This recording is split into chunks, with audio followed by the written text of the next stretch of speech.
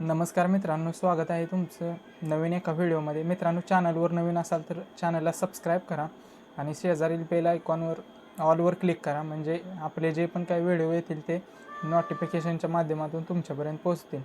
मित्रांनो, टायटल आणि थंबनेल बघून विषय तुम्हाला समजलाच असेल, तर जास्त वेळ न लावता व्हिडिओला सुरुवात करूया. मित्रांनो, गेल्या 4-5 दिवसापासून सर्जाची बिनजोड होणार आहे, पण ती कोणासोबत होणार आहे, कशी होणार आहे, ते रणजित सरांनी आत्तापर्यंत सांगितलं नव्हतं.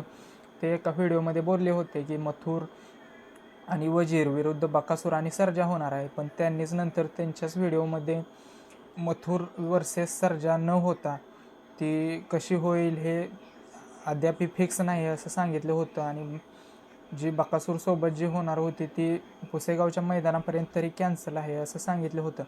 पण मित्रांनो, मागच्या 2-3 दिवसापासून एक पोस्टर व्हायरल होतो आहे, जो सर्जा वर्सेस मुंबईचा बैल आहे लक्षा, त्याच्याविरुद्ध होणार आहे.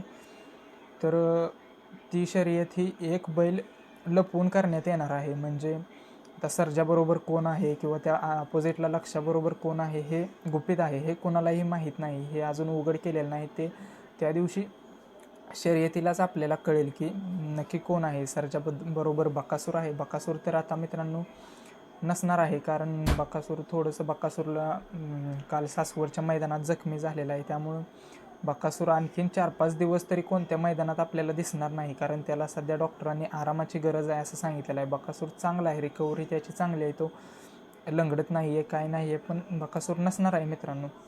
तर सर्जाबरोबर कोण असेल हा प्रश्न सर्वांना पडला आहे. पण त्याआधी आपण त्या पोस्टरबद्दल थोडक्यात बघूया. तो पोस्टर काय आहे, नक्की सर्जा कोणाच्या नावे पळणार आहे आणि तो बैल आहे तो कुणाचा आहे. साई सचिन शेठ घरत, रणजित शेठ निंबाळकर, विठ्ठल ड्रायव्हर बोध यांचा ट्रिपल हिंद केसरी सर्जा वर्सेस आई गावदेवी प्रसन्न, दीपेश जालिंदर पाटील दावडे यांचा पब्लिकचा बादशाह लक्षा 1900. ही शर्यत मित्रांनो अतिशय मैत्रीपूर्ण शर्यत होणार आहे आणि ही शर्यत 31 डिसेंबरला रविवारी शेलू या फाटीला पार पडणार आहे मित्रांनो. अत्यंत मैत्रीपूर्ण, आणि रणजित सरांनी पहिल्यांदाच त्यांनी सांगितले की आपण ज्या पण काही शर्यती करू त्या संपूर्ण मैत्रीपूर्ण, आणि शर्यत संपल्यानंतर आपण एका ताटात जेवू अशा स्वरूपात शर्यती होणार आहेत. मग त्या राहुलभाईंविरुद्ध असतील किंवा मग हे लक्षाविरुद्ध असेल, ह्या शर्यती सगळ्या मैत्रीपूर्ण असतील.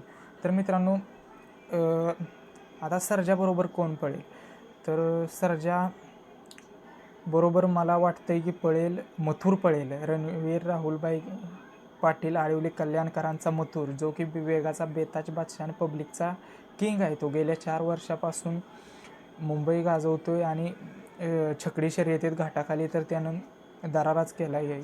पहिल्यांदा पेडगाव हिंद केसरी झाला, त्यानंतर भारत केसरी झाला, त्यानंतर मध्ये पार पडलेलं सर्जासोबत माळशिरसमध्ये ज्या प्रकारे गाडी पळाली, तिन्ही फेरे सुट्टे काढले आणि ज्या प्रकारे गुलाल घेतला, हिंद केसरी झाली जोडी, त्यावरून ती गाडी एवढ्या स्पीडमध्ये पळते की त्यावरून नक्कीच आता पुसेगावच्या मैदानाला सुद्धा हीच गाडी पळणार आहे. तर 31 तारखेला शर्यतीला सुद्धा ही गाडी पळण्याची शक्यता आहे मित्रांनो.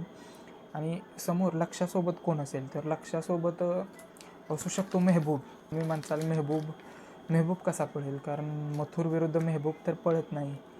तर मित्रांनो, मेहबूब तो नाही, दुसरा एक मुंबईचा मेहबूब म्हणून बैल आहे, तो की आहे कुमार प्रथमेश वैभव शेठ मुठे, आगरआळी कुलगाव बदलापूर, रिद्धी मोरगाव यांचा लाडका ओव्हरटेकचा बादशाह मेहबूब.